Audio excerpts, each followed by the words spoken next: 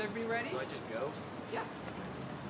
My name is Leo Ritz-Barr, and I am a member of the Events Committee of Occupy Oakland, as well as the Labor Solidarity Committee of Occupy Oakland, and I have been asked to read this following statement. I am reading this on behalf of the Occupy Oakland Move-In Assembly.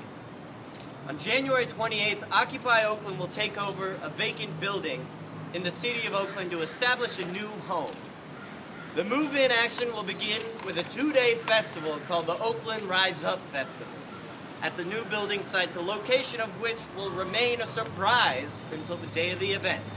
The seized building will be converted into a social center and a meeting place for the movement as well as the people of Oakland.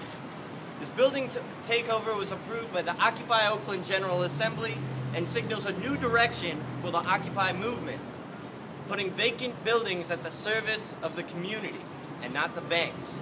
Despite a nationwide housing crisis and increasing homelessness, thousands of buildings lie vacant in Oakland and millions across this country.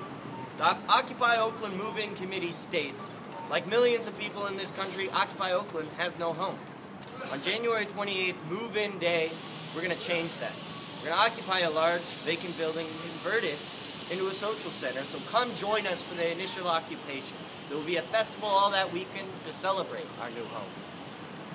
During the Occupy Oakland camp, the movement provided food, shelter, medical services, and much more to anyone who asked for them. In fact, they didn't even have to. They could just show up. It was recently disclosed that crime in Oakland dropped 19% during the weeks that the camp was here at Oscar Grant Plaza.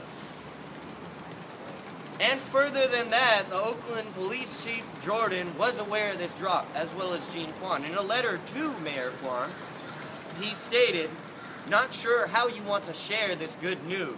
It may be counter to our statement that the Occupy movement is negatively impacting crime in Oakland." Nonetheless, the camp was forcibly evicted from Oscar Grant Franco-Gawa Plaza on the grounds that it threatened the health and safety of citizens.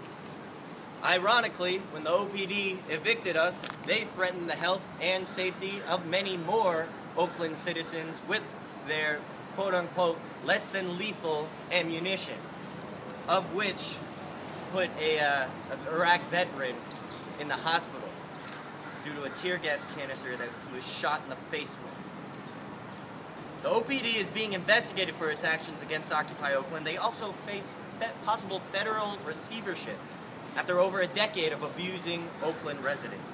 Occupy Oakland responded to this first eviction by calling for a general strike with over 3,000 people who retook this plaza and established the second camp.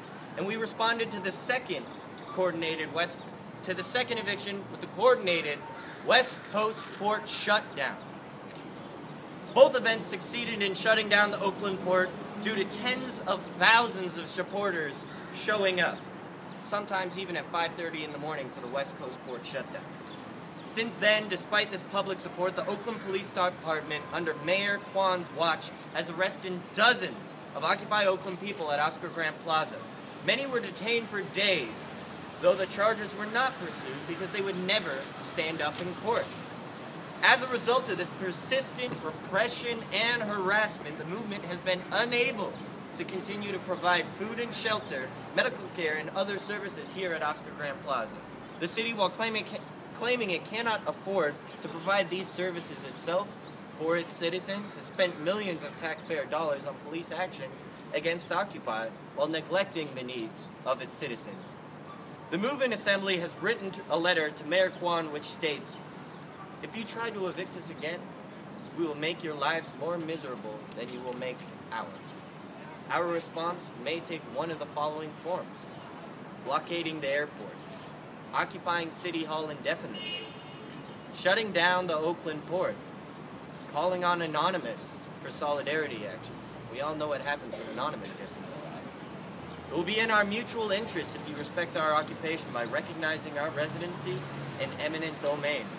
We are sure that we all look forward to the needs of Oakland's people finally being met. On January 28th, the day of the takeover, occupiers will rally here at Oscar Grant Plaza at 12 p.m. noon at the corner of 14th and Broadway. March to the Takeover Destination, and Occupy.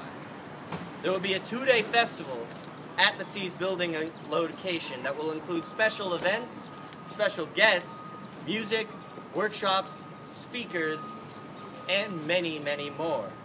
The Move-In Building Committee will continue to solicit requests from residents of Oakland and the Bay Area who want to get involved and have suggestions for specific uses of the space, because it's up to all of us to create the kind of society that we want to live in. And this building will be a microcosm, if not a macrocosm, of that. So for more information, updates, and a schedule for the 2-day Oakland Rise Up Festival, please visit occupyoaklandmovein.org. Thank you.